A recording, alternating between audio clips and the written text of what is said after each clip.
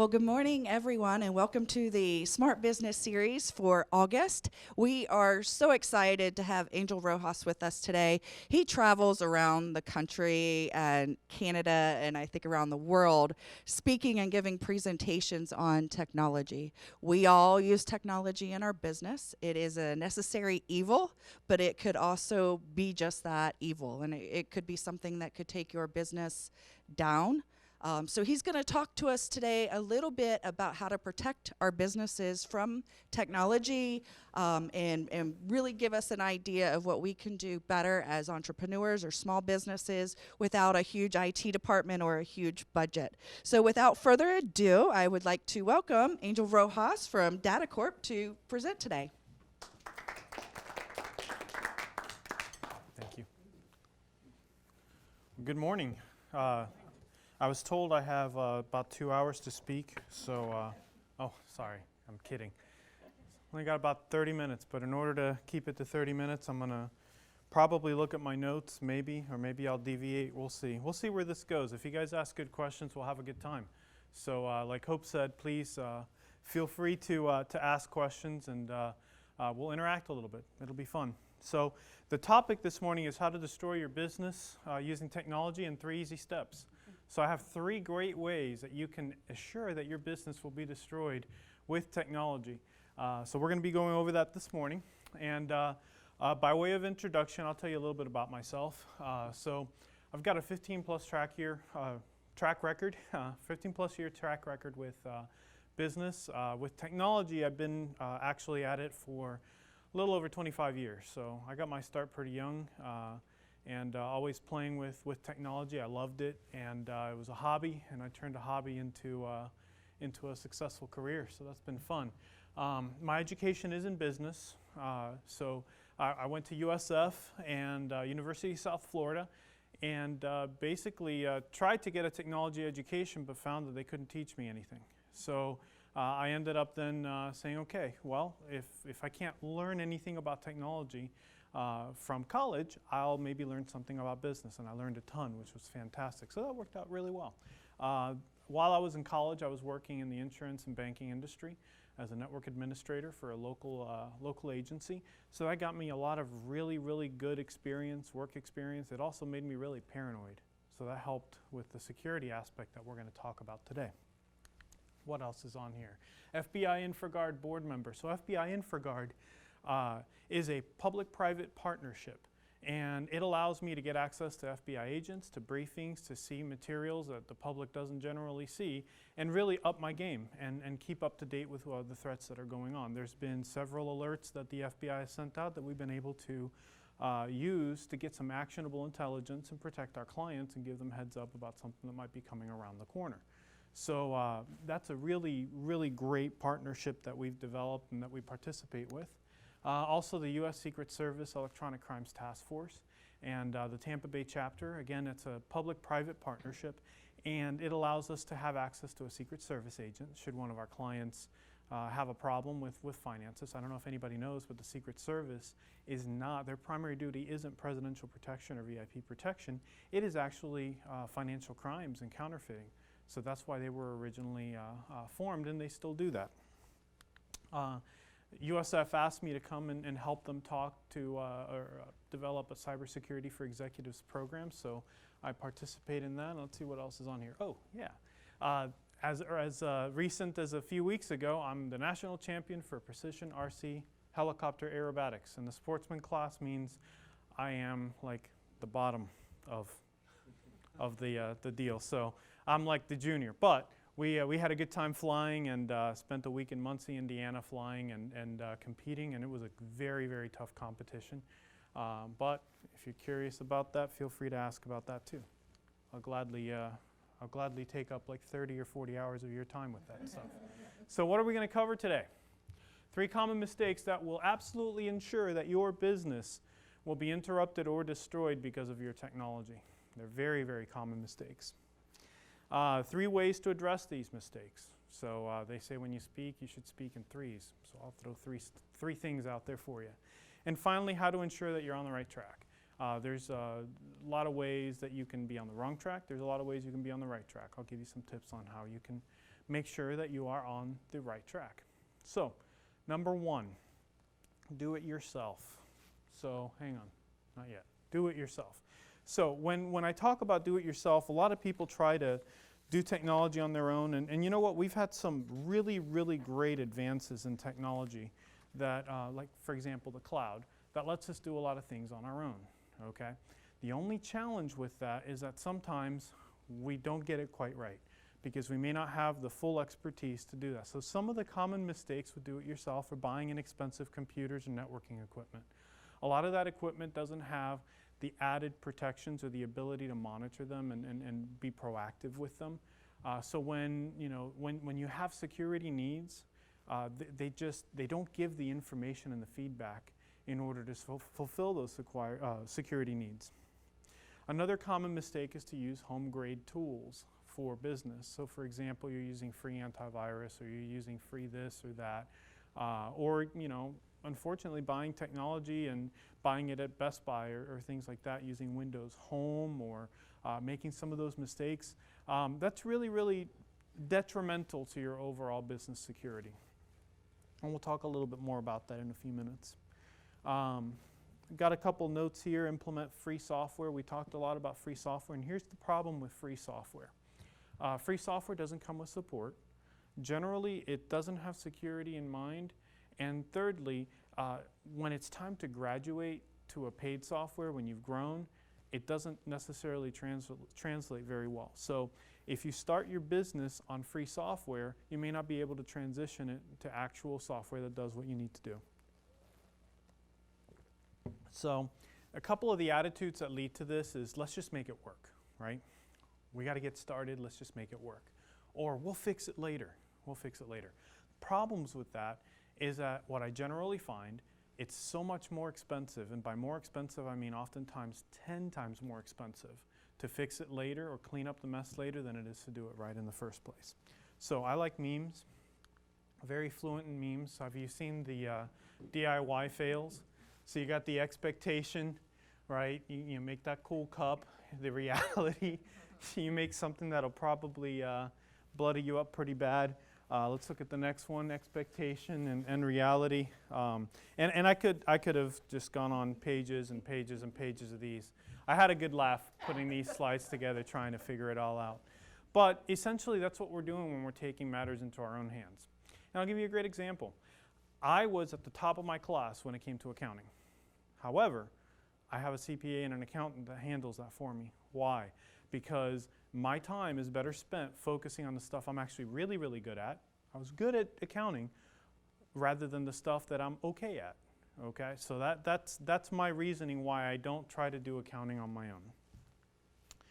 So the next step is don't plan. And Winston Churchill said, he who fails to plan is planning to fail. We've heard it so many different ways. I've heard it, he who fails to plan plans to fail. So anyway, so there's a little meme I made there, Winston Churchill, and it's absolutely true. We often approach technology as just an ad hoc thing that we just go to the store or we go online and buy something, and then we put it in place and it just works, right? Well, why don't we plan? We don't plan because planning is hard. We have to think about the future, and who loves thinking about the future? Some people love thinking about the future. It's a lot of fun. Those people usually have really, really good plans. Other people don't think about the future. It's just not in their nature, so they don't really plan anything. The problem with that is that when we progress in our businesses, if we don't have a plan in place, we don't know what the triggers are going to be to maybe get certain services or products in place or implement certain procedures. And everything just kind of happens as an accident. And some people make it really, really far with a glorious accident that happens, but the odds are not in our favor for not planning. So we've all heard the business statistics that a lot of businesses fail in the first year, third year, fifth year. I bet the businesses that succeed were executing on a plan. So every time they'd hit a milestone, they knew exactly what they needed to do next. And so that's why I think it's absolutely critical to include technology in that plan. Winging it, like I alluded earlier on, it leads to expensive mistakes later. Okay, a lot of those mistakes that I've seen center around having me come into a business assess the situation and tell them, look, you just bought all these new computers. It's going to cost me about $500 per computer to retrofit the system to fit what you need to do. Or, the computers are about a year old. You might as well just buy new ones. Then you're not putting bad money into worse. So again, it can lead to very expensive mistakes when we don't plan, when we don't take the full scope of things into account. When planning, I believe in beginning with the end in mind. So as a business owner, I'm always looking 2, 3, 5, 10 years in the future. I'm looking and trying to visualize what that's going to look like. And then I work that equation backwards and I say, okay, well, what do I need to be doing today to ensure I get to there? And so when you're thinking about technology in your business, visualize, if you have a service business, how that person's going to be answering the phone, what kind of information they're going to be looking up on the computer, how quickly do they need to look up that information. Are seconds going to matter? I've got clients in the HVAC industry, very important industry for us. I mean, nobody likes being uncomfortable, right? And typically, when you're shopping for that service, you're going to go with whoever answers the phone first and whoever gets somebody dispatched first. So when thinking about technology, one of those business owners is going to want to make sure that their phone answers quickly and that their technology can get somebody dispatched quickly. So that's what I mean by beginning with the end in mind. You want to look towards the future when, maybe you only get 5 calls a day now, but when you grow, you're going to be getting 30, 100 calls an hour. How quickly can you process those calls? Because every client, every caller that calls in and can't get what they want quickly, they're just going to move on to the next guy. So again, begin with the end in mind. Understand why certain decisions are made. Okay, why do we want to buy a good quality computer? Another great example is the average client I deal with, we're replacing computers at 5 to 7 years. All right, how many of you have heard that computers should be replaced every 3 years? Right? Now, there are good business cases for that. There absolutely exist. But when we think a little bit more critically about that business's need, how they operate, how often their software may change, sometimes we can make that technology last 5 to 7 years. That's getting double the return. Because if you're replacing at 3 and I'm coming in and replacing at 6, you just got 2 computers for the price of 1, okay? So again, we got to look at the why we make some decisions. We got to look at the bigger picture. And finally, I'll end the don't plan with a little adage. An ounce of prevention is worth a pound of cure. And that's from Ben Franklin, one of our founding fathers. And I love that saying because it really rings true. If we stop and think about it, that penny we spend now could have been $1 later. And again, future money can be very expensive today, so we got to take that into account. Let's look at the next slide. Ignore security, step 3. This is where a lot of people go wrong. And here's why a lot of people go wrong here. They go wrong here because they don't know. Or we go wrong here because we're simply overwhelmed. How many of you are hearing about cybersecurity almost every day? Okay. Do you find it pretty easy just to kind of do the ostrich thing and stick your head in the dirt about it and just tune it out? Because everybody's talking about it and you don't know who's saying the right thing and everybody's saying something different about it. So that's what I'm fighting right now, very actively, to try and get messages through even to our own clients. Oftentimes we've got to fight the noise of TV. You've got people advertising cybersecurity on TV in many different ways with identity protection, with home title locks and all this other stuff. The same general message is just being communicated so much that we don't know how to act, especially in the different domains. We've got our home domain, we've got our personal domain, we've got our work domain. So the message is being communicated in so many different ways that it's very easy to tune it out and ignore it. Well, here's a few realities when it comes to business. In many cases, ignoring security is actually against the law. So if you are in the financial services industry, and that includes CPAs, it includes tax preparers, not just CPAs. There's a difference between tax preparers and CPAs. If that includes mortgages, payday loans, many different industries that fall under financial services, there is law written that dictates how security should be handled. The state of Florida also has privacy laws that dictate how a security breach should be handled, and there's an implication there that implies that we should know when we're getting breached. A lot of breaches go undetected for over 6 months. So you got bad guys roaming around in your network without a sign of them being there for 6 months. We're probably all familiar with HIPAA, right? We know that it exists, but we don't know the details. So HIPAA is a big, big law, and it affects not only medical people, but also the businesses that come into or may come into contact with that medical data. So my business is considered a business associate under HIPAA. That means that I have to follow the rules that my clients set forth for themselves. The challenge with this is everybody says, yeah, we're secure. We got security down. We're in the cloud. However, not everybody actually does security. So one of the quickest ways you can find out whether your accountant, your doctor, your dentist, your chiropractor, your mortgage broker, whether they're secure or not, is ask them one simple question. When's the last time you had a risk assessment?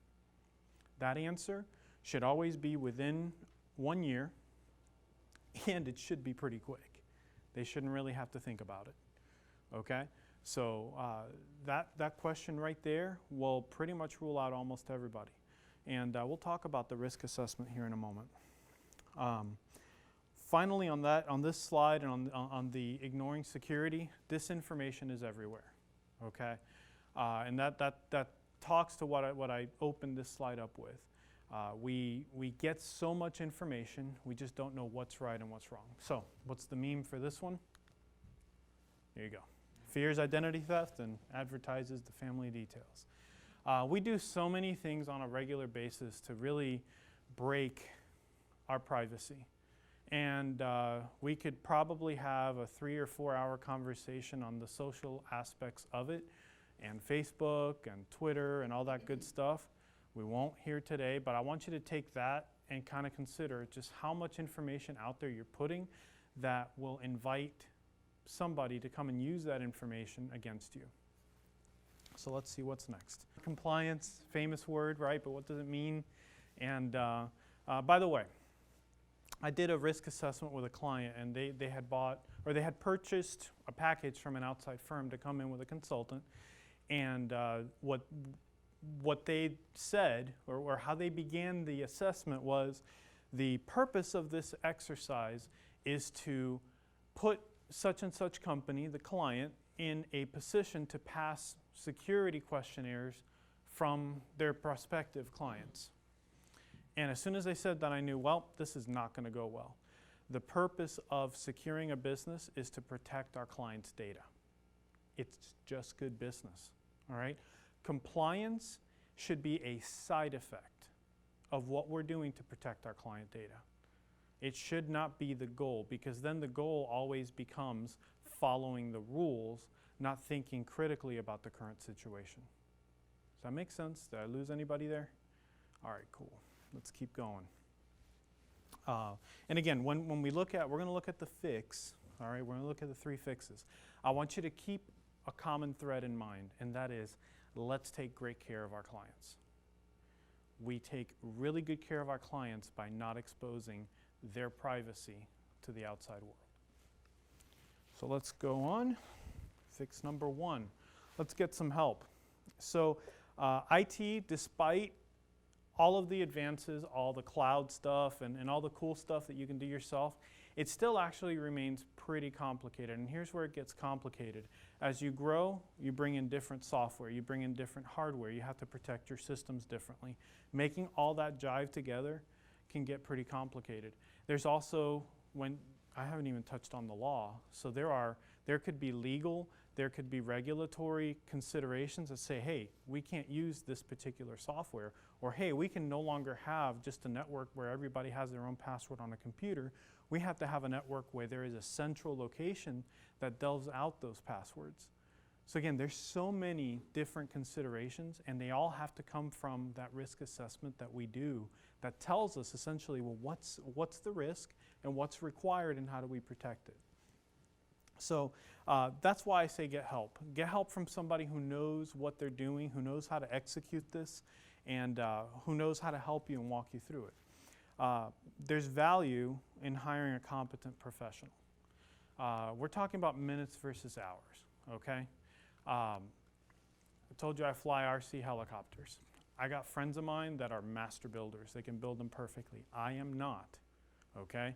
If I'm in a hurry, I'm going to build a helicopter, and I'm going to build it quickly, and it'll probably wobble when I go and compete. And when I compete, that wobble is going to get downscored. I have friends that have entire shops with all sorts of machinery and equipment. They can take every piece in that helicopter and balance it perfectly. And because they have the specialty equipment, it takes them a few minutes to just put the piece in the equipment, balance it out, and then it's done. For me, it takes me hours to get just one piece balanced. After a while, I just give up and say, whatever, I'll just deal with it. That's the difference between hiring or getting a competent professional who has the skills, who has the equipment, the tools needed, and the expertise to do it right the first time and do it quickly, versus just trying to do it on your own or hiring the wrong person that looks like they may have the right skills and the right equipment. When you get help, not all providers are going to be alike, okay? So how do we tell? What do you think? You've heard me say a few things here. Just whoever is first, what do you think the first question you should ask in determining a competent provider? What do you think that should be? I gave you the answer earlier. Risk assessment. When's the last time you did a risk assessment? Okay, if you've got somebody coming into your business to talk to you about cybersecurity and they haven't done a risk assessment, you're going to want to stay away from them. How could you bring somebody in that doesn't practice what they preach? Okay? So a couple, or actually I'm going to give you 3 more questions that you can ask them. How do you keep up to date with cybersecurity? That's very important. I told you, I gave you my credentials. I'm getting emails almost daily from the FBI and from Secret Service with updates. That's part of how I keep up to date. I read a lot. I look at a lot of videos.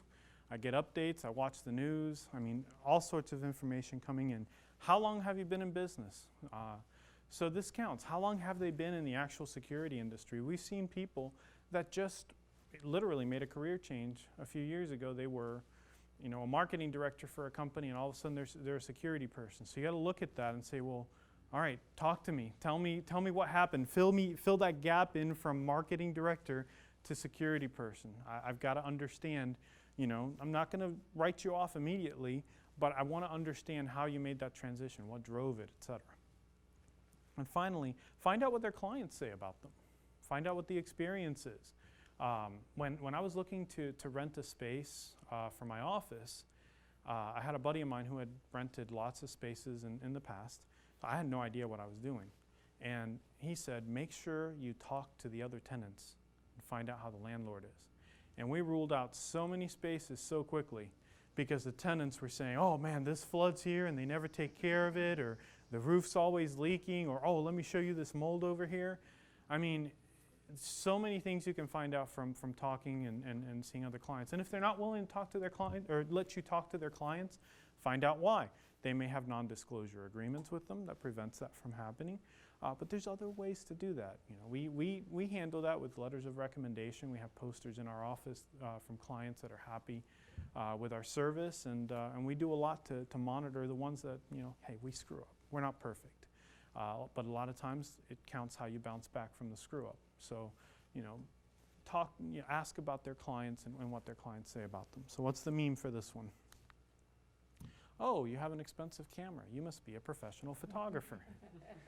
Okay, so you can have the right gear, but still be pretty messed up.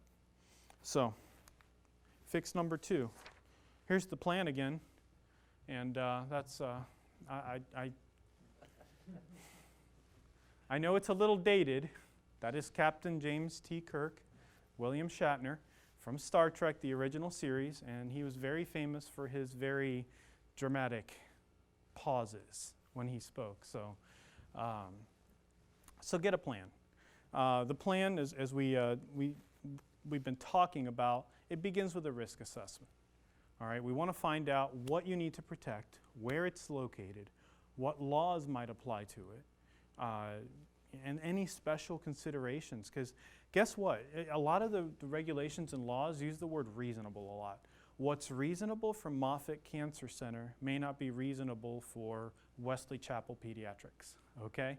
And so it uses the word reasonable a lot. We have to find out what budgetary constraints there are. You know, I can't lock up every business like Fort Knox. It's financially not feasible. 2, it could create some serious workflow bottlenecks for the employees there. And essentially then be really bad for their clients. And then their clients go somewhere else. I don't make any money putting somebody out of business. That's not good business for me. So there are so many items that come out of a risk assessment that help us understand what the unique needs are for that particular client. That risk assessment and this plan that we're going to build, it needs to complement the business plan. It needs to support growth, okay? Again, if you're going to take security and it ends up pulling the business down, we really haven't accomplished anything productive there other than take out a good business. So it needs to complement the business plan. What should be included in there? There should be policies and procedures. How do we do what we do? How do we do what we do when it comes to security? Do we take the piece of paper? Do we scan it? And then do we leave it laying here?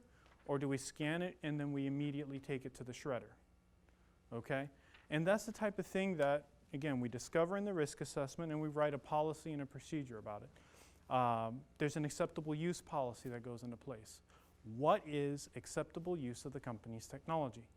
Is going on Facebook a necessary business function? If you're a social media marketing firm, yeah, okay? But if you're not, or if you're not in the marketing department for your business, it may not be a necessary business function. And in order to protect the business, we may have to put checks and balances in place to block that access. Again, maybe you click on a link accidentally in an email that takes you to a Facebook page that might have something infected on it. We want to put an end to that as much as possible. So again, acceptable use policy, make sure that we all understand what the rules of the game are. One of the things that could come into play in an acceptable use policy is going to be thumb drives, okay? We don't use thumb drives at XYZ Corporation. We don't use thumb drives because we have no business reason to. All right, thumb drives are a great way, just like, and I hate to be crude, but this is just a great analogy, all right? You don't prick your finger, draw blood, prick somebody else's finger, start mixing the blood, and then keep doing it and passing it around. That's essentially the equivalent of what we're doing when we take a thumb drive from one computer to another. We don't know what's on this computer, and now we're going to take whatever we don't know and move it to another computer. So again, that's why in a lot of cases we actually block thumb drive access. Yes, it's a little inconvenient, but so is setting the alarm in your house and you still do it. So is locking the door in your car, but you still do it. Wouldn't it be easy if we just walk in the car, get in, you don't even have to turn a key, and now there's some cars that do that, but you carry something, then you're carrying something. It's still not convenient to carry stuff in the pocket. So security is always going to carry some kind of inconvenience. It's a fact of life. Our security policy. So when we write a security policy, we talk about how we secure things. And we talk about what kind of methodologies we're going to use, or we talk about, hey, we're going to delegate this out to an IT company, and the IT company should be able to provide XYZ services. So we've got policies and procedures, acceptable use policy, security policy. We're going to have a business continuity and disaster recovery plan. The reason we have that is because we want to know what we're going to do when there is a disaster. And a disaster could be an office is taken out, or it could be as simple as we don't have power. What's relevant? It all depends on the business's need. Again, some businesses, they just need a cell phone to be able to work. So a business continuity plan for that business may just say, we will always carry 2 cell phones on us, okay? In case one breaks, I have the other one and I can keep working. So a business continuity and disaster recovery plan can be very simple or it can be very complicated. It depends on the business. Finally, an incident response plan. Let's say the worst thing happens and we get hacked. What are we going to do next? So we had a client where that happened to them. They called us and they said, what do we do? What do you think I asked them? What was in your incident response plan that came out of your risk assessment? They said, we don't know. My next answer was, okay, well, let's call your attorney and ask them how they'd like us to handle this. Because again, there are so many legal implications to handling an incident. And by the way, inside word, incident means something's happened, but we don't know how bad it is. Breach means data's gone. Data has left the network, and we don't know where the data is, or we don't know whether data has left or not. An incident, in some cases, it's scary and it's not a big deal. A breach can get very complicated very quickly. So finally, with the plan, again, it is very, very dependent on the business, very customized. You know, somebody comes to me and asks, hey, can you do a business plan or a technology plan for me? Sure, but we're going to need to sit down and have some more conversations than just me write something up on a napkin. Fix number 3. We want to prioritize security. I don't have a meme for this one. I couldn't figure one out, so sorry, I don't have anything funny on this one. So again, it's not just the law, it's not just something that's required by your credit card company. It just comes down to it's good business, okay? Let's start with that premise. It is good business to keep our clients' information private. They have an expectation of you keeping their information private. So what we want to do is then we want to build a culture in our company. We want to build a culture in our businesses where technology security and keeping information private is a priority. Over 50% of attacks that we see are targeted at small business. Yet small business generally has the attitude that I'm too small to get hacked. Our evidence, our data, and our experience shows that that is false. And the number one form of compromise is email, okay? How many of you have received those emails that have a password of yours in them? Those are actually pretty scary. They email you a password, and it's an actual password that you use. And they say that they have your information, or they have a camera, they have access to your webcam and they know what you've been doing. Or they have access to your computer and they have your browsing logs. And to prove it, they give you a password that you use. Well, does anybody know where those passwords come from? No? Fantastic, I'll tell you. They come from a place called the dark web. The dark web is the marketplace where stolen data gets exchanged, gets sold, gets bought, and gets disseminated. So whenever a site like, recently I think we had Chase that got breached. Whenever a site like Chase gets breached, if passwords are part of the breach, or if credit card numbers are part of the breach, those items are put on the dark web for sale. So what you've got is you've got very clever people that are getting usernames, which are generally your email address, and passwords associated with that username, and they send a form letter saying, hey, so-and-so, we know your password is Fluffy92, and we also know a bunch of other stuff about you. If you don't pay us $350 right now in Bitcoin, we're going to start releasing more data, because remember, we have your username and we have your password, so you have no idea what else we have about you. Now, with those two pieces of information, it can be a pretty scary moment to actually get that email. And a lot of times, fear takes the best of us and we respond in ways that we probably shouldn't. We don't stop, we don't analyze, we don't say, okay, do they really have that password? Which brings me to the next point. We need to be training. We need to be knowing what these emails, what these attacks look like, so that when we face them, we can identify them and we can respond accordingly, okay? That's actually, so most of the briefings I get from the Secret Service all have to do with what's called business email compromise and training, okay? And why do you suppose we get so much information on business email compromise and training? Because 1, that's the most common tool, and 2, that's the most common remedy, okay? So we're going to get attacked by email. Might as well know what the emails look like. That's why we train for them. So we prioritize security by performing the risk assessment. We write the plan. Finally, we mitigate the risks. I can't tell you how many times we have gone through this exercise and in the end the client says, all right, this is great, we're done. No, here's a list of problems you have. We have to fix them. Well, we're tired. We don't want to do that right now. You laugh, but we've actually had that happen. And months later, that client gets hacked, and the reason they got hacked was on the list. Okay? So we've got to mitigate those risks. We've got to fix the problems that the risk assessment said. And then we got to get ready because we got to do the risk assessment again a year later because things change. And finally, when we prioritize security, we have to contract with competent providers. Okay? We have to make sure that we are hiring technology companies that actually do what they say they do. So, real quick, because I think we're running out of time, what does it look like in practice? How do you know you're on the right track? You've got an annual risk assessment. You have vetted your vendors. You know that your vendors aren't going to cause a problem for you. Your team is trained. You are engaging in continuous improvement. Every day, every week, every month, you're getting better and better at it. And you have security as a culture. Okay? We lock doors. We shred paper.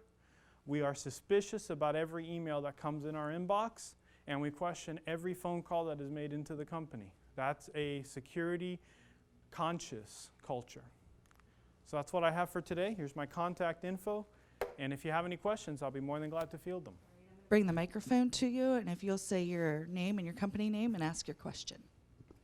Mary Hervat Nash, The Advisor Magazine. My question is, let's say you do get this email that says I've got all your information and you need to give me $1,000 and I won't, share it.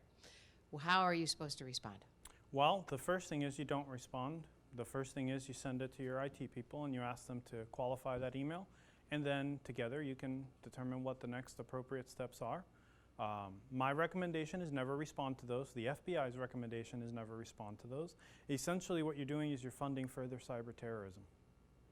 So, and the odds are that they're probably not going to hold up to their word. Have you ever met an honest crook?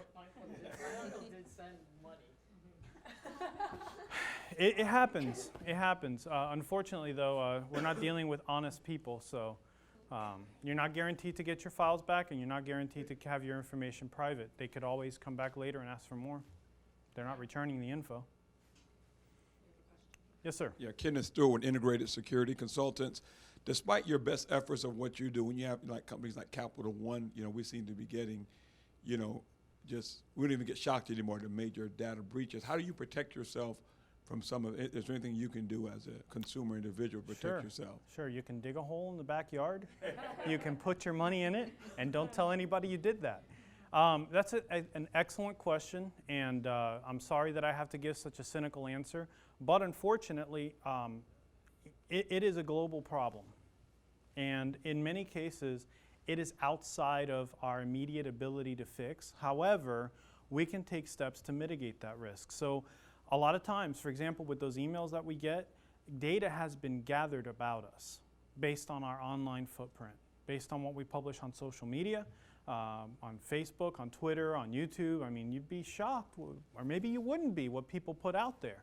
So to limit the amount of information publicly available for cyber criminals out there is key. Another thing you can do is to also monitor the dark web for whatever comes up. So there are companies, and we do it for our commercial clients, where we can scan the dark web, and what's great is I have actually received alerts that a client's email and password have been compromised.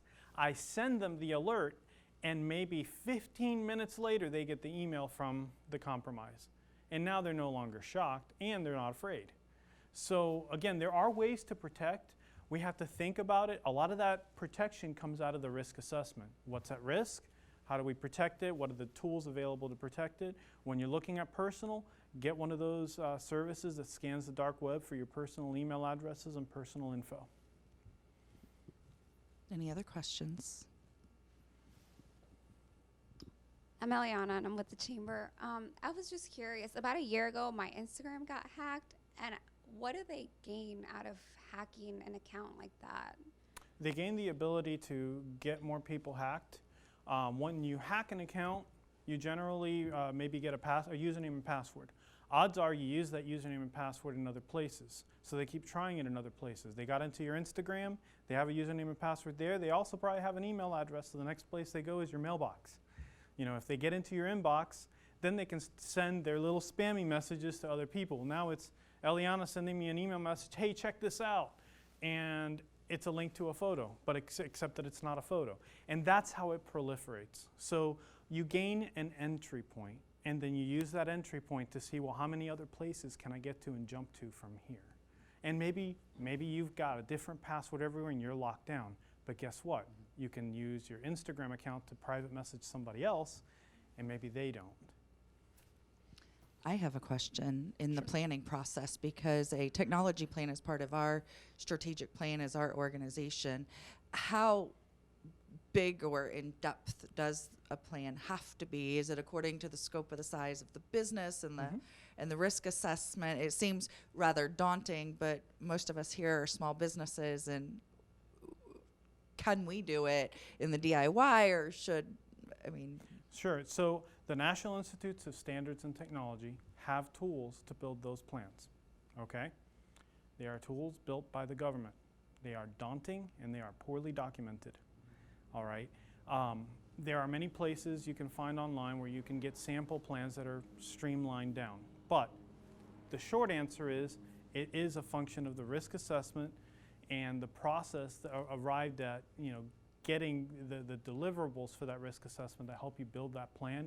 For many small businesses, you get down to a few risks, you apply the word reasonable, it throws out a ton of the stuff that the National Institutes of Standards and Technology recommends, not because it's invalid, but because it may not be reasonable for that business, and it pares it down to something that is manageable and that is easy to communicate to your team so everybody actually knows it and follows it.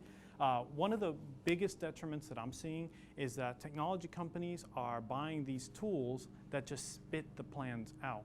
But then you end up with a big, thick document that you're expected to train your teams with.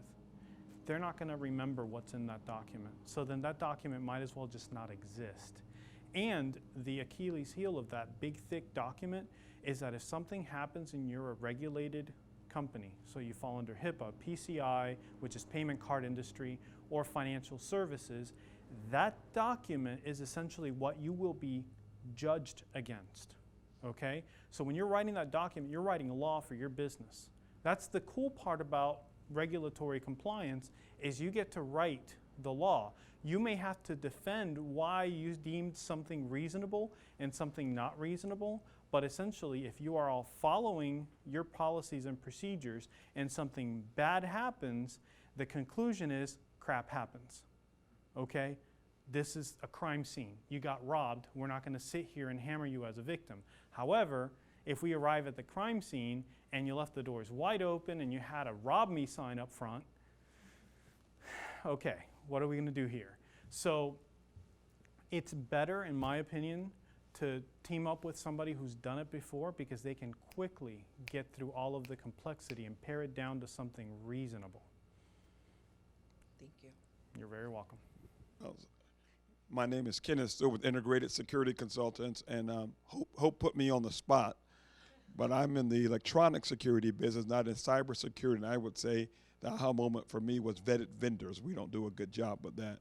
We let people come in our network and do business with us that we don't take the time to make sure they have good practices in place. So I would just say for me, it's going back and making sure we're not letting somebody compromise us that could do damage.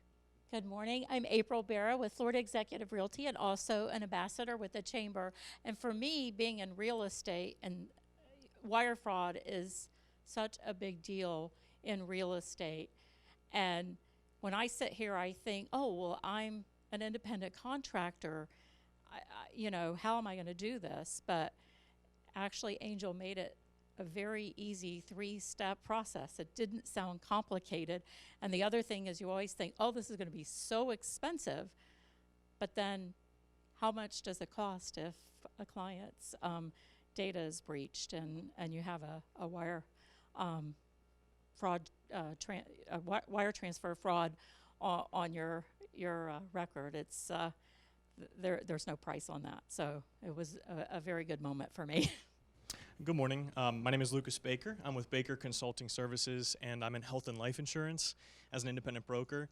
And as a new business owner, I think Angel really opened my eyes to the fact that I think I need a lot more structure when it comes to managing technology and data when it comes to my clients, because obviously I am HIPAA certified, but at the same time, having somebody who's a professional in the industry take a look, even though I'm such a small business, and like you said, Angel, we kind of think to ourselves like, who's going to hack a small business? But our clients are come first, and so I think I've had a lot of, I think I want to speak with him after this, definitely. So thank you.